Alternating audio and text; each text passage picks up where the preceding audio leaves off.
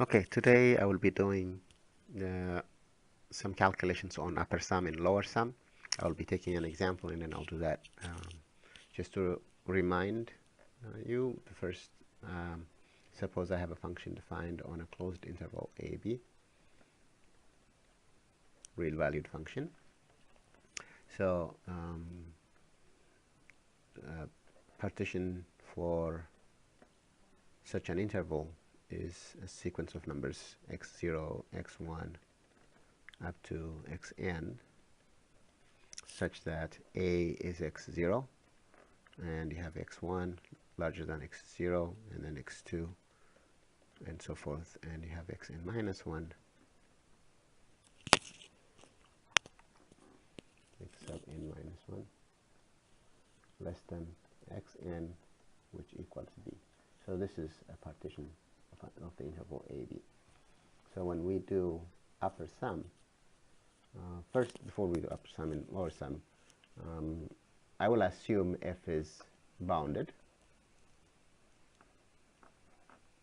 Okay, so I'll calculate mi as the infimum of f of x for all x in the interval xi minus 1 comma xi. It's the ith subinterval of the interval AB, and cap mi stands for supremum of f of x such that x is in the ith interval xi minus 1 comma xi.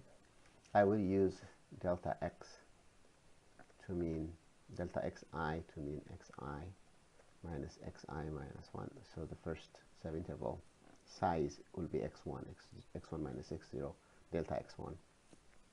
Delta x2 will be x2 minus x1, and so on and so forth. So delta xn will be xn minus 1. All right, so the upper sum of f for this partition P is the sum of f of x, mi, capital Mi, which is a supremum,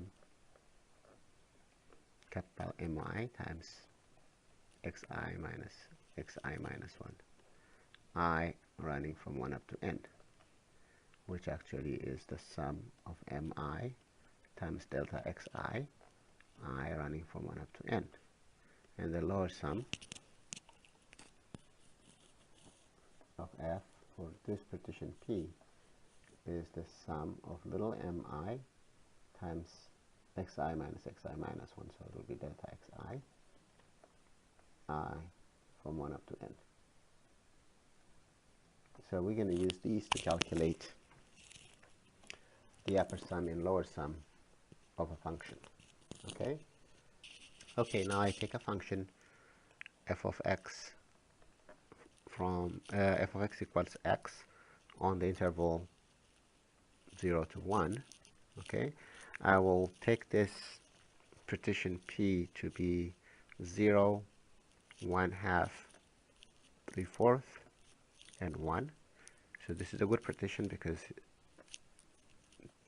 A matches with x0 and B matches with x1, and it has only 3 partitions, subintervals.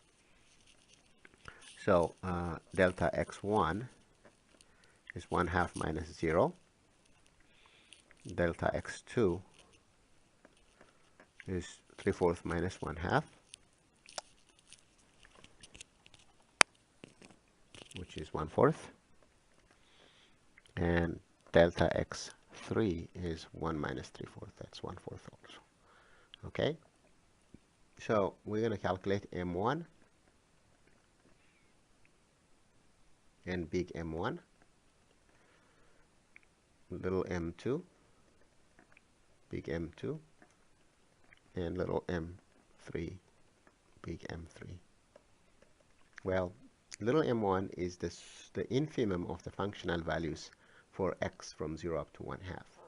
So if you think about your function from 0 up to 1, y equals x looks like this.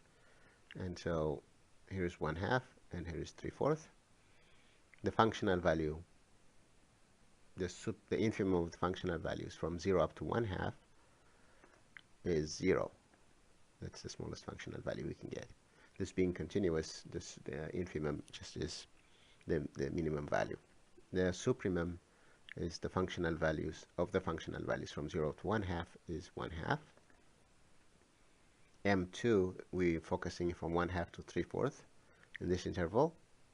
The infimum is 1/2 and the supremum is 3/4. And M3 is the infimum is 3/4 and the supremum is 1. So now we're ready to calculate the lower sum,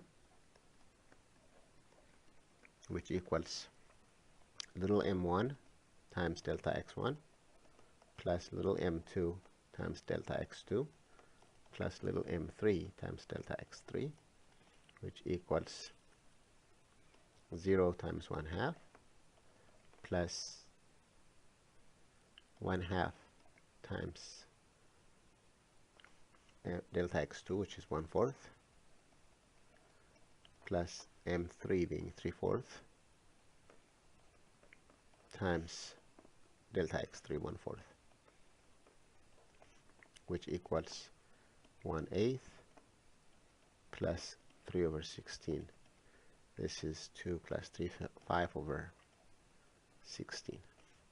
Okay, and the upper sum of f for partitioning, for this partition P, is big M1 times delta x1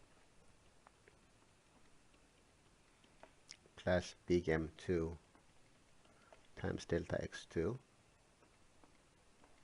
plus big M3 times delta x3. So I have 1/2 times 1/2 plus big M2 is 3/4 times delta x2 1/4, and big M3 is 1, delta x3 is 1/4.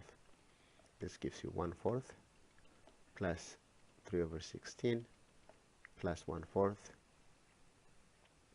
It's 4, 8, 9, 10, 11 over 16, and that's the upper sum. To show you a little picture of what I just did for the lower sum, I'm having trouble drawing straight lines here. So here's a half, here's 3/4, and this is 1. So for the lower sum, I calculated the area of this rectangle 0 by 1/2, and the area, which is 1/2 by 1/4, and the area of this triangle 3/4 by 1/4. And that area adds up to 5/16. This is for the lower sum.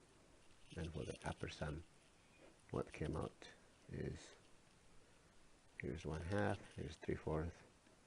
So calculated this area plus this area plus this area, and that came out to be 11 over 16.